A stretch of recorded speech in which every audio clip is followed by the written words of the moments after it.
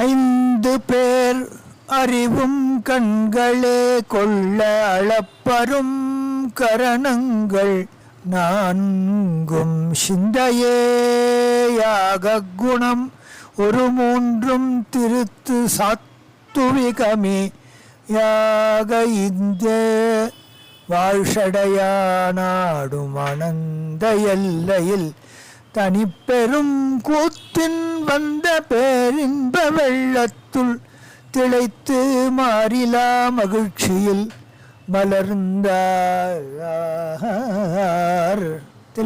தில்லையன் வடக்கு கோபுரத்து வழியே வந்த இறைவனை கண்டு அந்த இறைவன் இருக்கும் இடத்துக்கு செல்வதற்கு முன்னாலேயே அவருடைய சாநித்தியத்தை உணர்ந்தவராக திருக்கூத்து தரிசனம் தனை மனதிலே நினைந்தவாறு கண் படைத்த பயன் ஜென்மம் எடுத்ததின் பயன் தில்லைக்கூத்தலன் நம்பலத்தான் பொற்பாதங்களை பணிவது என்று வந்தவுடனே கண்ணீர் மல்க இறைவனை கண்டார், பாடலானார். தென்னிலா மலர்ந்த வேணியாய் உந்தன் திருநடம் கும்பிட பெற்று மண்ணிலே வந்த பிறவியே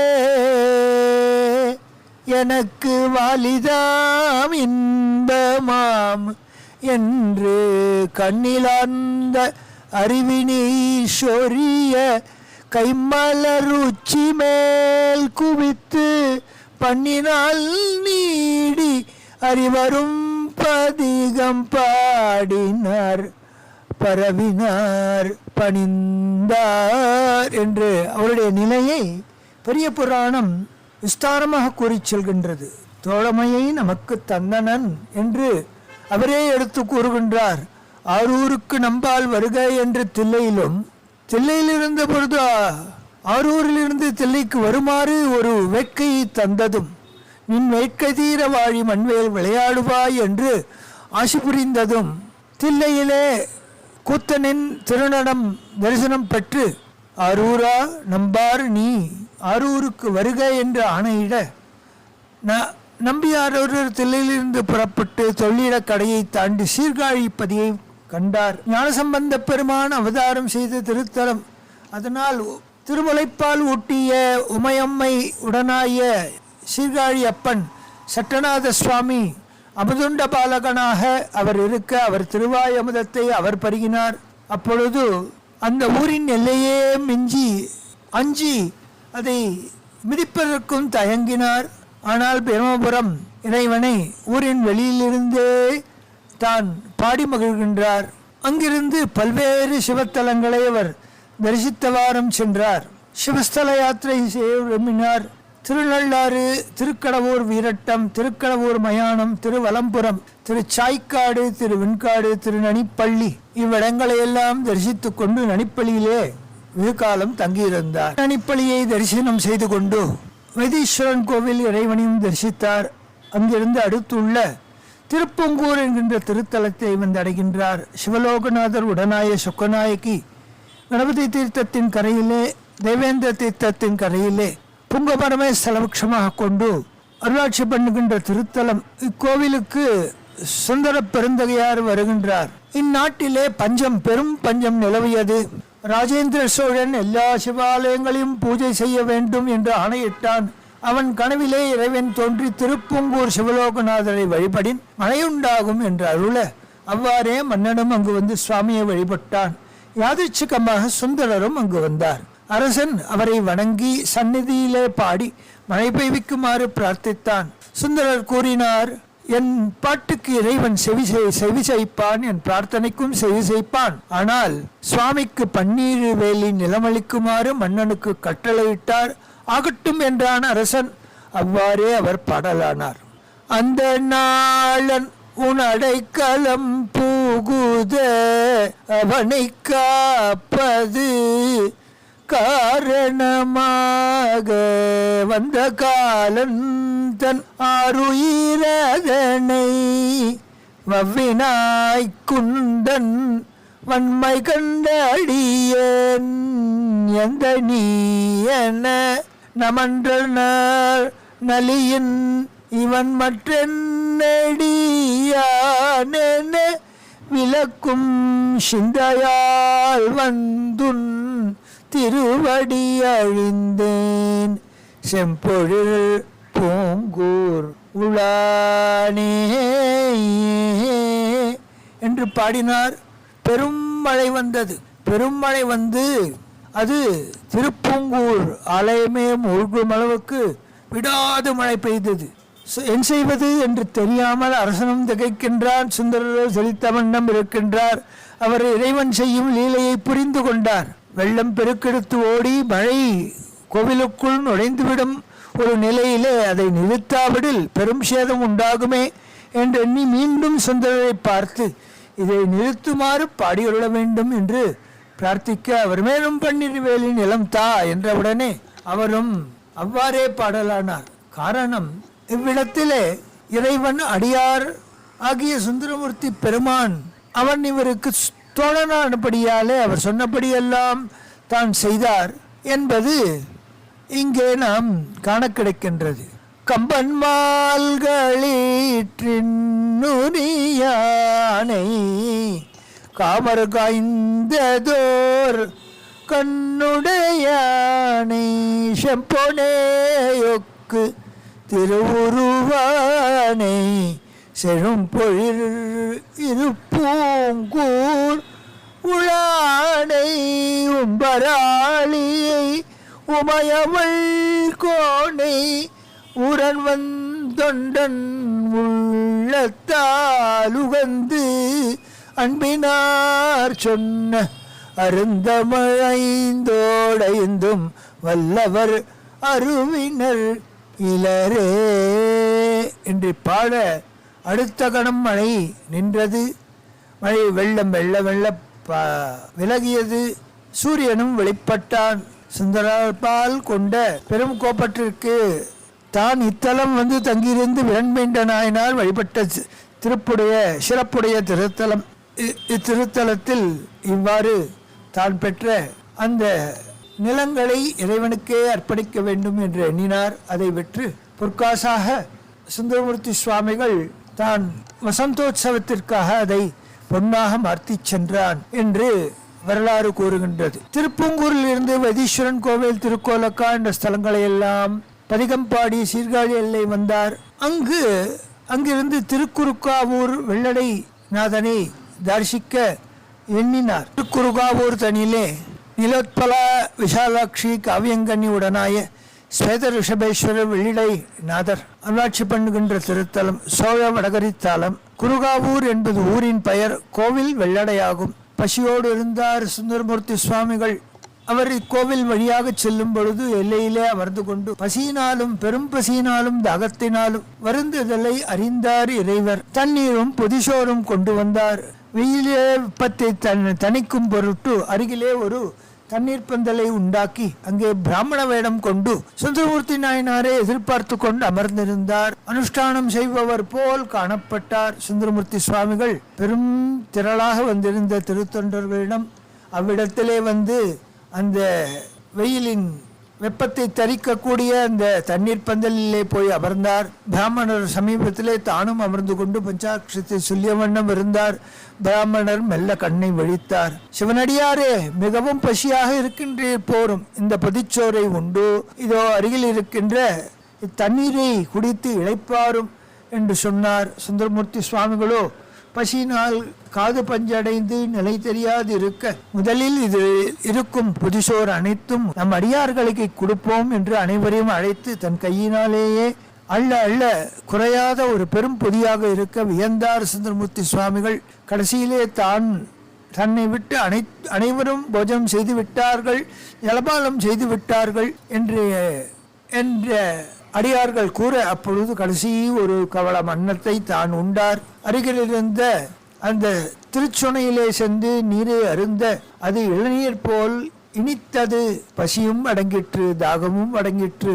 அப்பொழுது இந்த வந்த ஐயரை காண வேண்டுமே என்று தேடி தேடி பார்த்தால் அவர் அங்கு இல்லவே இல்லை. இவருக்கோ பெரும் ஆச்சரியம். அப்பொழுது சுந்தரர் பெருமான் வந்தது இறைவன் போலும் என்பதை மனத்தினால் தியானித்தார். இறைவனை துதிக்கலானார். இத்தனையா மாற்றை அறிந்திலேனம் பெருமான் பித்தரே என்றுமை பேசுவார் பிறரெல்லாம் முத்தினை மனிதனை மாணிக்க முளைத்தெழுந்த வித்தனை குறுகாவூர் வெள்ளடை நீ அன்றே பாடுவார் பசி தீர்ப்பாய் பரவுவார் பிணிகளைவாய் ஓடு நன்கலனாக உன்பலி குழல்வானே காலு நல்லிடமாக கடுவிருள் நடமாடும் வேடனே குறுகாவூர் வெள்ளடை நீ அன்றே வெள்ளடை நீ அன்றே என்று இறைவனை பாடிப் பரவி தனது நன்றி எழுதலை அவருக்கு சமர்ப்பித்தார்.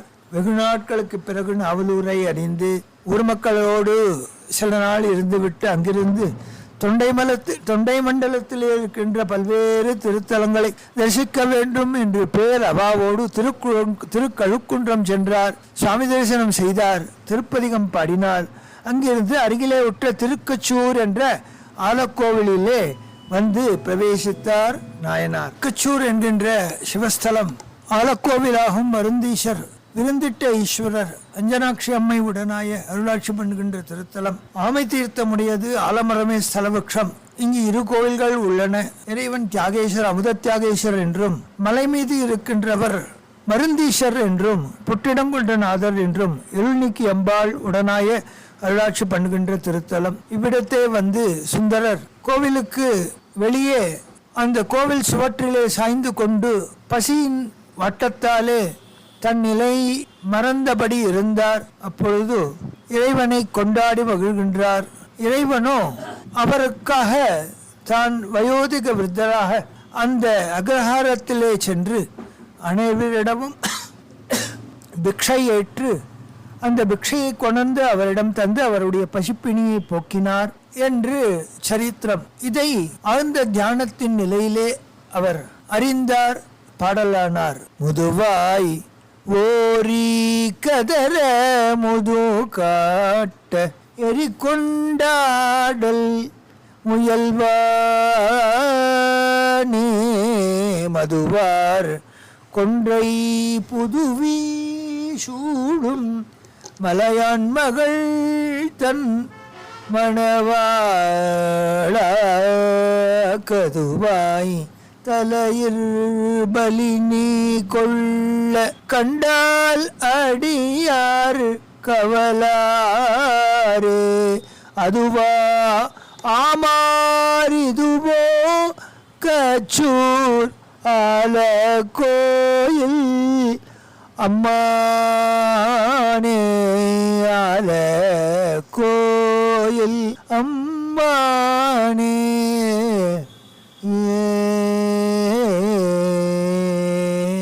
திருக்கச்சூரிலே இறைவன் இவருக்காக பிக்ஷாடன மூர்த்தியாக அந்த அக்ரஹாரத்திலே சென்று பிக்ஷை ஏந்தி வந்து அவரிடம் தந்து அவருடைய பசிப்பிணியை போக்கினான் என்று வரலாறு. இன்றும் அந்த அக்ரஹாரம் திருக்கச்சூரிலே அவ்வாறே காண கிடைக்கின்றது. உயர்ந்ததான சிவனடியார்கள் நிறைந்திருந்த ஆதிசைவ குலத்தில் தோன்றவர்களாக இருந்த அனைவரும் வாழ்ந்த திருத்தலத்தை தரிசித்து அங்கிருந்து சுந்தரமூர்த்தி சுவாமிகள் காஞ்சிபுரத்தை வந்தடைந்தார். ஏகம்பரத்தை வந்தடைந்தார். அங்கிருந்து திரு ஓணக்காந்தான் தளியை வந்தடைந்தார். உயர்ந்ததான திரு ஓணக்காந்தான் திருத்தளி என்கின்ற திருத்தலம் காஞ்சிபுரத்திலே இருக்கின்ற தொண்டை நாட்டு திருத்தலங்களிலே ஒன்று.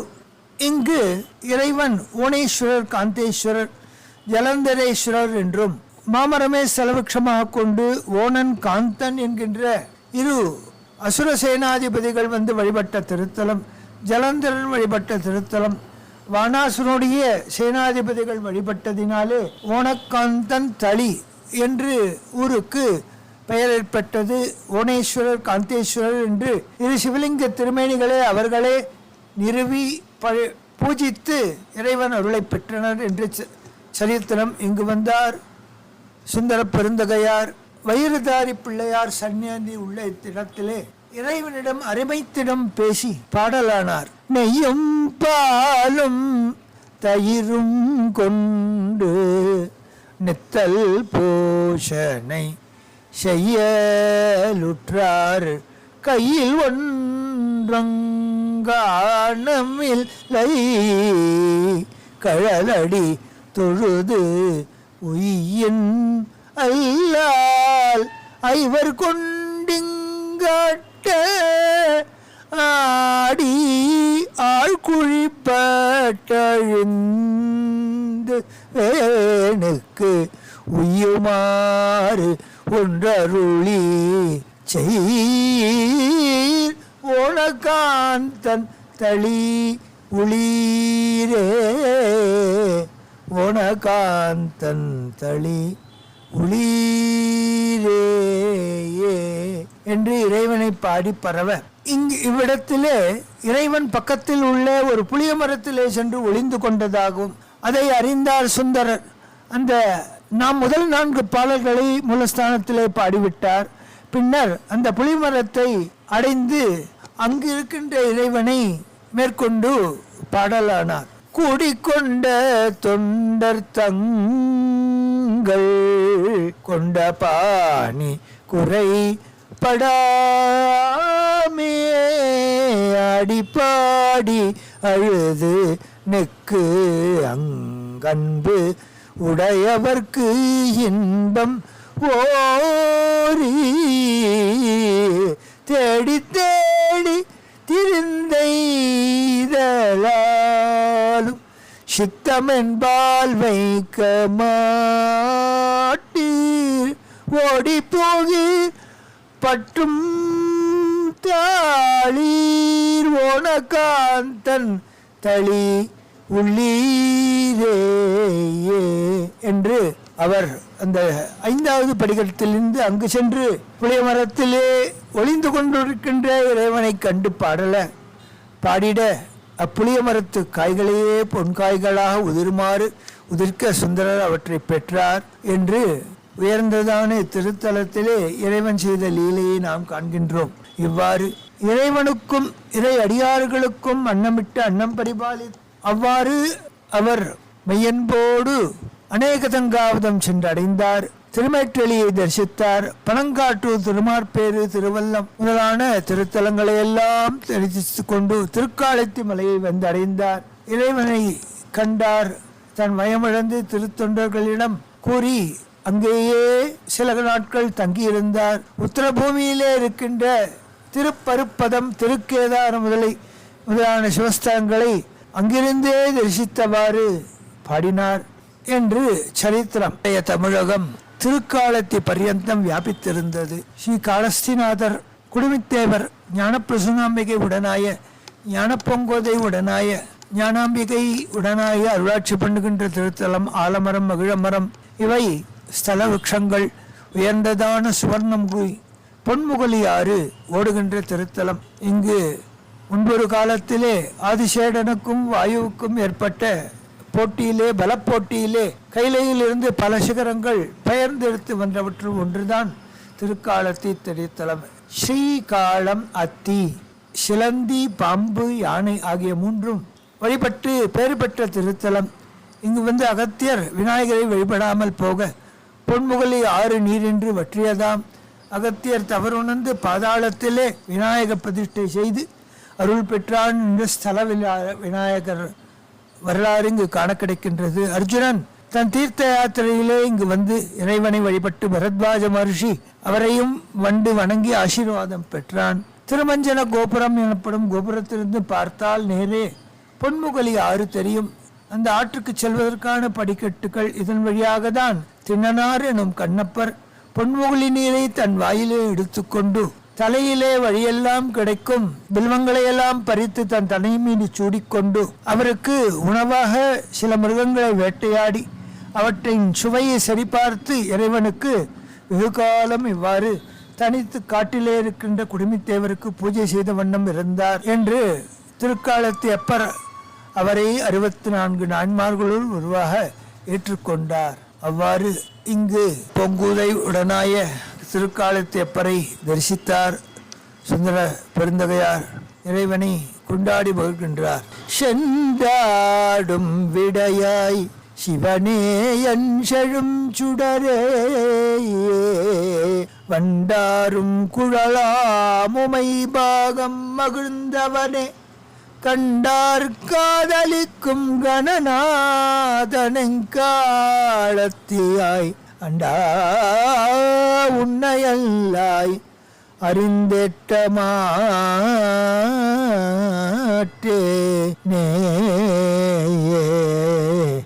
செஞ்சேலன்ன கண்ணார் திறந்த கிடந்துற்றில் அறிநஞ்சேன் நான் அடியேன், நலமொன்றறியாமையினார் துஞ்சேன் நான் ஒரு கார் தொழுதேற்றி, காலத்தியாய் அஞ்சாது உன்னையல்லால் அறிந்தேட்ட மாற்றேனே என்று பாடி இறைவனை கொண்டாடிய திருத்தலம் இங்கிருந்தே உயர்ந்ததான திருப்பருப்பதம். நொடித்தால் மனை வளைத்தையும் களத்தியப்பர் சன்னதியிலிருந்தே தரிசித்து சுந்தரமூர்த்தி திருப்பதிகங்களை பாடினார் என்று சரித்திரம். கண்ணப்பர் தன்னை ஆதிசங்கர் பகவத்பாதாள் கூறுகையிலே, மார்காவஸ்தித பாதுகா பசுபதே அங்கஸ்ய கூர்ச்சாயத்தே. குடுமிதேவர் காட்டிலே ஏகாந்தமாக இருக்கின்றாரே, ஐயோ இவருக்கு பூஜைகள் எல்லாம் யார் செய்வார் என்று நினைத்தார். தன் பாதுகையை அவருடைய தலையின் மீது வைத்தார். அபிஷேகத்துக்கு முன்னால் கூர்ச்சமிடுவது போல் ஆயிற்றாம். கண்டூஷாம்புனிஷேச்சனம் புரரிபோஹோ திவ்யாபிஷேகாயத்தே. வாயில் கொடர்ந்த பொன்முகுலி ஆற்றின் நீரை உமிழ்ந்தார் இறைவன் மீது, அது அபிஷேகமாயிற்று. கிஞ்சித் பக்ஷித மாம்சசேஷ கபலம் நவ்யோபகாராயத்தே. இறைவனுக்காக பல்வேறு மிருகங்களை வேட்டையாடி அந்த மாமிசத்தை உண்டு எது ருச்சிகரமாக இருக்கின்றது என்று அறிந்து அதை பக்குவம் செய்து இறைவனுக்கு படைத்தார். அப்பொழுது இறைவன் அவரை சோதிக்கலானான். கண்ணிலிருந்து பெரும் வெள்ளமென குருதி பெருகி இறைவனுடைய திருமேனியை நனைத்தது. ஐயோ என் செய்கேன் என்று தன் கண்ணை பிடுங்கி இருத்தினார். அந்த குருதி நின்றது, கண் சரியாயிற்று. அடுத்த கணம் மற்றொரு கண்ணிலிருந்து குருதி பெருகிற்று. ஐயோ என் செய்வேன் குடிபித்தேவரே என்று தன் பாதுகை உடைய அந்த காலையே மற்றொரு கண்ணிலே வைத்தான். அடையாளத்திற்காக மற்றொரு கண்ணை புடுங்க போனான். இறைவன் ஷபாருடனாக தரிசனம் தந்து அவனுடைய பக்தியை உலகோர் மெச்சும்படியாக செய்தார். பக்தி கிம்ன குருதே அஹோ வனச்சரஹா பக்தாவதம் சாயத்தே. மூடபக்திக்கு இறைவன் ஆட்படுவான். அது சுத்தாத்மாக்களுக்கே ஏற்பட்டதான உயர்ந்த திருப்பணி. நான் செய்கின்றேன் என்ற எண்ணமில்லாது செய்வதும், இறைவன் வாடுகின்றானே பசியினால் என்று வாடுவதும், தானும் தவிப்பதும், அவன் இவ்வாறு நடுக்காட்டில் தனித்திருக்கின்றானே, வேட்கையை தாகம் கொண்ட மிருகங்கள் எல்லாம் இறைவனுக்கு துன்புறுத்து விட்டால் என் செய்வது என்று விஷஜந்துக்கள் நிறைந்த அக்காட்டிலே தான் இறைவனுக்கு துணையாக படுத்துக்கொண்டு இரவெல்லாம் கண்விழித்து அவனுக்கு பாராக்காவல் செய்து மறுநாள் காலையிலே பொன்முகுலி ஆற்றிலே ஸ்நானம் செய்து எப்பொழுதும் போல் தான் வாயிலே பொன்முகுலி நீரை எடுத்து வந்து சிரசிலே பச்சிலைகளை எல்லாம் பறித்து வைத்துக்கொண்டு பக்ஷணாதிகளுக்கு தான் கடித்து உண்ட மிச்சமான அந்த மாமிசத்தை இறைவனுக்கு சமர்ப்பித்து அவ்வாறு கண்குருதியை நீக்கிய காட்சியை அந்தூர் அர்ச்சகர் கண்டு வியக்கின்றார்.